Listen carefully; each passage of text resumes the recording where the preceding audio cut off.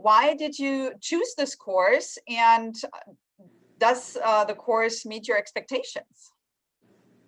I chose this course because I was looking for an elective to take, and I was just looking through the courses, and this one had an interesting description, so I was like, I'll take this class and see what it's about. And as far as expectations goes, I didn't really have any, so there was no expectations to meet, but I like it.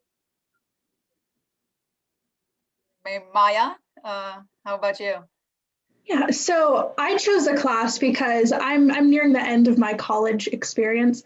And so I plan to teach on a classics major, and I'm getting my master's in classics. And I think especially now in America, it's been really prevalent, like, how do I go forward in a field that has been predominantly been like white men, and it's been used, and I've known this for such vile purposes. So how do I go forward as an educator in a way that I can I can promote classics in a way that is creates a better legacy for it. And so when I saw this course, I thought this is a perfect example of ways that I can learn how to. And I think that I wasn't expecting to have so many sessions from around the world, but I think that's just the point, that there's so many different perspectives on classicism, and that getting to experience that from people from all over the world has been really great, and that's been amazing for me. So great. Well, maybe actually giving you another question, matching your answer. Mm-hmm. So what aspect of this format of international virtual collaboration do you find most beneficial? It's being able to interact and hear other perspectives. I feel that as much as we try when we're sitting in an American setting with American bias and influences, it's just going to be completely present. But, hearing sessions from people in Germany, and they're seeing them not understand things that we think are so just like common sense, like we talk about the one drop rule and stuff like that, and they have no idea, and vice versa. Being able to fully understand from different cultural perspectives the same issue, I think that's been the most beneficial. Great. Logan, would you agree with that? I absolutely would. It's like Maya was saying, my interest in the class is that my experience, like hers, was a predominantly white male-led field, as evidenced by me being a white male in the classics. And most of my teachers and professors all the way up through my undergrad were white and male. So when I saw that it was an opportunity for me to see a different viewpoint of that subject matter that I loved so much, it was just, it clicked. It made sense for me to take this to broaden my own horizons.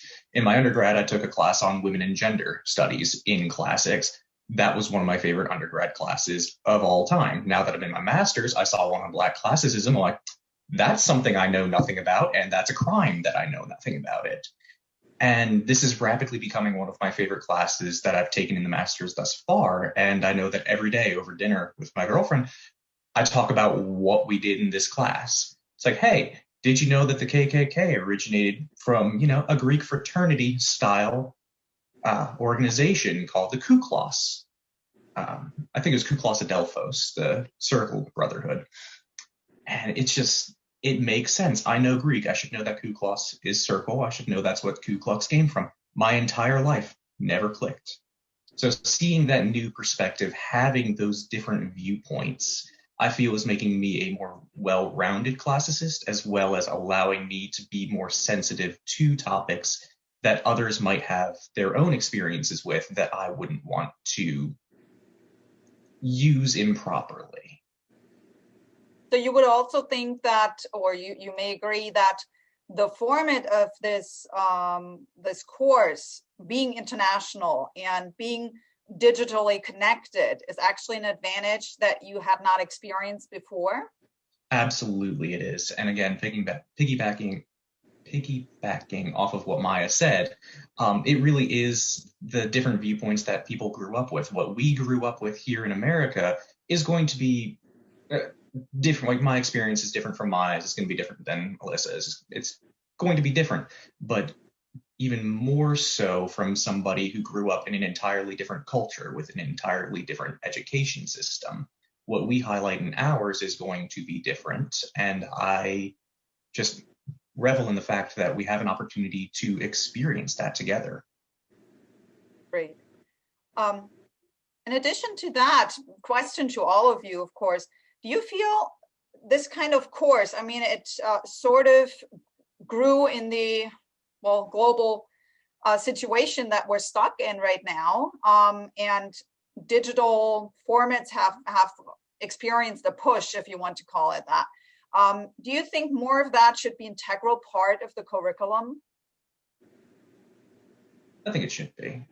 Like I said, that ease of communication, being able to cross these vast distances and have such a conversation like in real time with each other, is something that I don't think could have ever even been imagined 20, 30 years ago.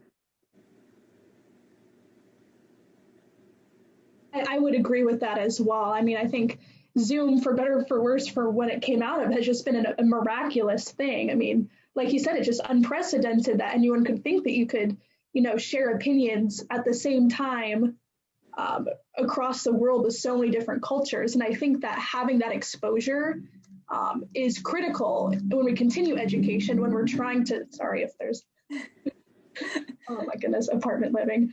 It's all part of that, right? It's just that ability. It's just, we have that opportunity. Why would we ever not take advantage of it going forward?